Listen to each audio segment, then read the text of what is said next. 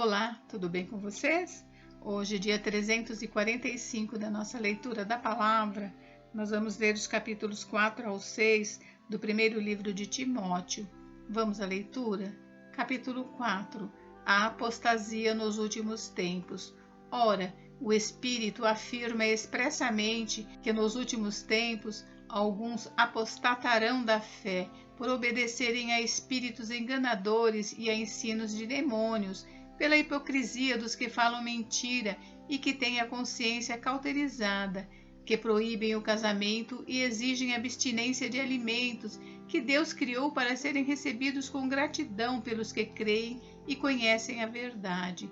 Pois tudo que Deus criou é bom, e se recebido com gratidão nada é recusável, porque é santificado pela palavra de Deus e pela oração. Exortação à fidelidade no ministério.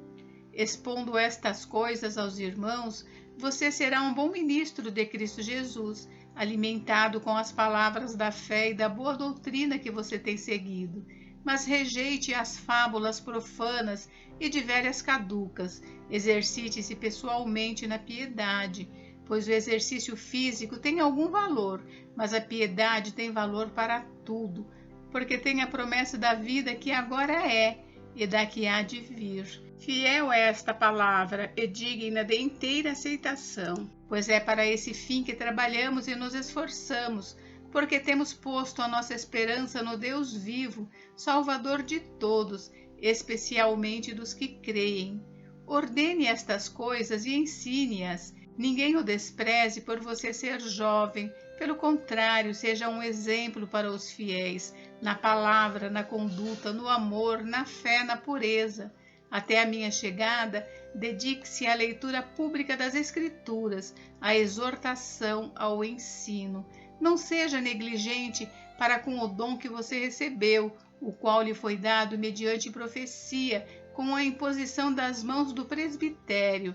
Medite estas coisas e dedique-se a elas, para que o seu progresso seja visto por todos. Cuide de você mesmo e da doutrina. Continue nestes deveres, porque fazendo assim você salvará tanto a si mesmo como aos que o ouvem. Capítulo 5. Como tratar os que creem. Não repreenda um homem mais velho, pelo contrário, exorte-o como você faria com o seu pai. Trate os mais jovens como irmãos, as mulheres mais velhas como mães e as mais jovens como irmãs, com toda pureza. As viúvas. Honre as viúvas que não têm ninguém para cuidar delas, mas se alguma viúva tem filhos ou netos, que estes aprendam primeiro a exercer piedade para com a própria casa e a recompensar os seus pais, pois isso é aceitável diante de Deus. Aquela que é viúva de fato e não tem ninguém para cuidar dela, espera em Deus e persevera em súplicas e orações, noite e dia. Entretanto, a que se entrega aos prazeres, mesmo viva, está morta. Ordene estas coisas para que sejam irrepreensíveis. Se alguém não tem cuidado dos seus, e especialmente dos da própria casa, esse negou a fé e é pior do que o descrente. Somente poderá ser incluída na lista de viúvas aquela que tiver mais de 60 anos, que tiver sido esposa de um só marido e que seja recomendada pelo testemunho de boas obras. Se criou filhos, se exercitou hospitalidade, se lavou os pés dos santos, se socorreu os atribulados, se viveu na prática zelosa de todo tipo de boa obra. Mas não inclua na lista viúvas mais novas, porque quando seus desejos fazem com que se afastem de Cristo, querem casar, tornando-se condenáveis por anularem o seu primeiro compromisso. Além do mais, elas aprendem também a viver ociosas, andando de casa em casa, e não somente ficam ociosas, mas ainda se tornam fofoqueiras e intrometidas, falando que não devem. Por isso, quero que as viúvas mais novas casem, criem filhos, sejam boas donas de casa e não deem ao adversário motivo algum para falar mal de nós, pois algumas já se desviaram seguindo Satanás. Se alguma mulher crente tem viúvas em sua família, socorra-as, para que a igreja não fique sobrecarregada e possa socorrer as viúvas que não têm ninguém. Os presbíteros devem ser considerados merecedores de pagamento em dobro os presbíteros que presidem bem, especialmente os que se esforçam na pregação da palavra e no ensino, pois a Escritura declara: não amordace o boi quando ele pisa o trigo, e ainda o trabalhador é digno do seu salário.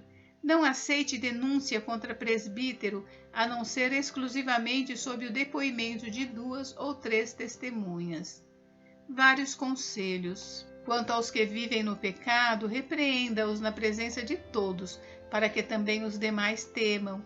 Diante de Deus, de Cristo Jesus e dos anjos eleitos, peço com insistência que você guarde estes conselhos, sem discriminação, nada fazendo com o espírito de parcialidade. Não tenha pressa para impor as mãos sobre alguém. Não seja cúmplice dos pecados dos outros. Conserve-se puro. Não beba somente água. Beba também um pouco de vinho por causa do seu estômago e das suas frequentes enfermidades. Os pecados de alguns são notórios mesmo antes do juízo, mas os de outros só se manifestam mais tarde. Do mesmo modo, também as boas obras se evidenciam e aquelas que ainda não são manifestas não poderão ficar escondidas.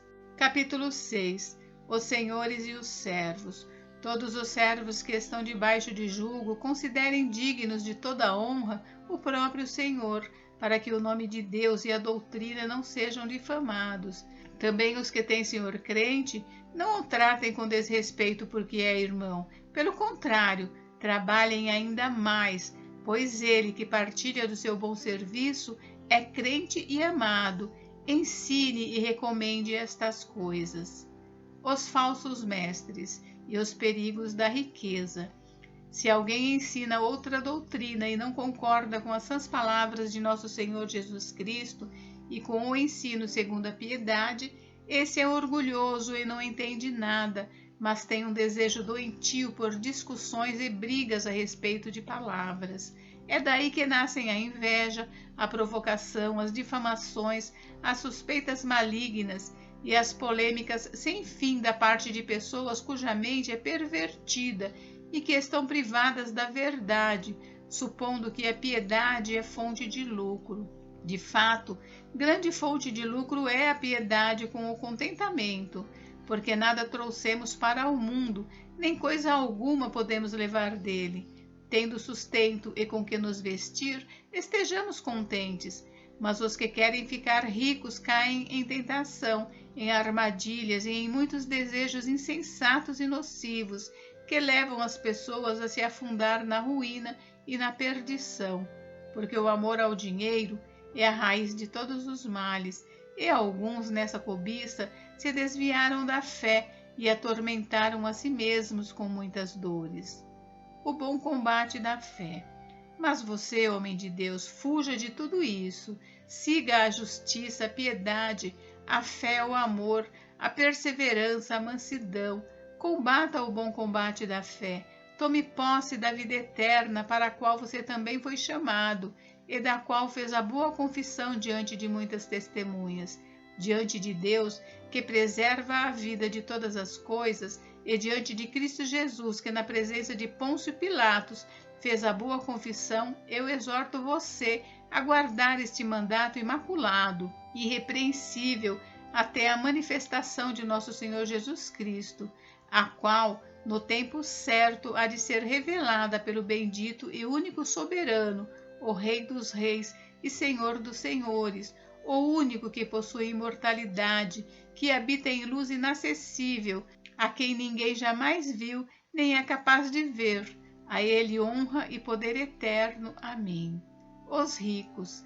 Exorte os ricos deste mundo a que não sejam orgulhosos, nem depositem a sua esperança na instabilidade da riqueza, mas em Deus, que tudo nos proporciona ricamente para o nosso prazer. Que eles façam o bem, sejam ricos em boas obras, generosos em dar e prontos a repartir, ajuntando para si mesmos um tesouro que é sólido fundamento para o futuro, a fim de tomarem posse da verdadeira vida.